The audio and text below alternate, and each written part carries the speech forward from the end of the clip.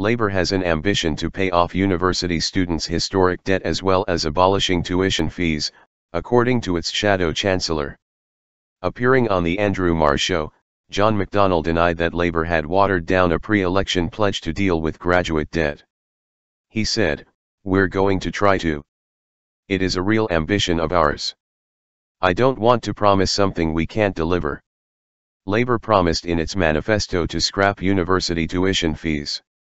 Labour leader Jeremy Corbyn also appeared in the New Musical Express, NME, magazine on the day of the general election, stating he would examine ways to help students who had already paid fees and were burdened with massive debt.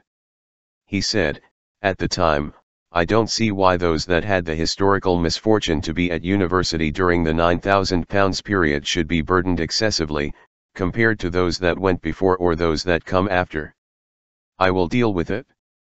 Pressed on whether Labour was now rowing back, Mr. McDonnell told the Marr Show, "It wasn't a promise.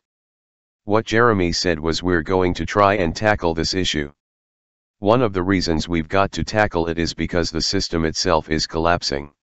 She said, Jeremy Corbyn and Labour have not been honest with young people. During the election campaign, Mr. Corbyn promised students he would wipe out tuition fee loans, at a cost of £100 billion.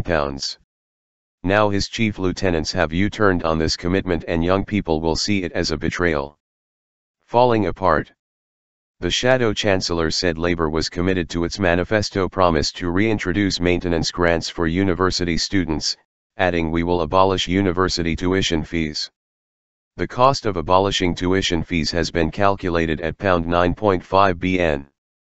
On top of this, paying off student debt would cost £100 billion, which Mr. McDonnell conceded was a lot of money. Mr. McDonnell said, "Let me just be clear, we said in our manifesto that we'll scrap tuition fees. We'll scrap tuition fees. If we can help them deal with the debt, we certainly will do. To be frank, whoever is in government has to tackle this." The student loans company recently reported that debt had surpassed £100 billion for the first time, after rising by 16.6% in the year to March. In England, the average graduate has £32,220 worth of debt which they start repay once they begin earning more than £21,000 a year. Mr. McDonnell said, "Half of these student debts we now know are not going to be paid back, so the system itself is falling apart. We've got to look at the system."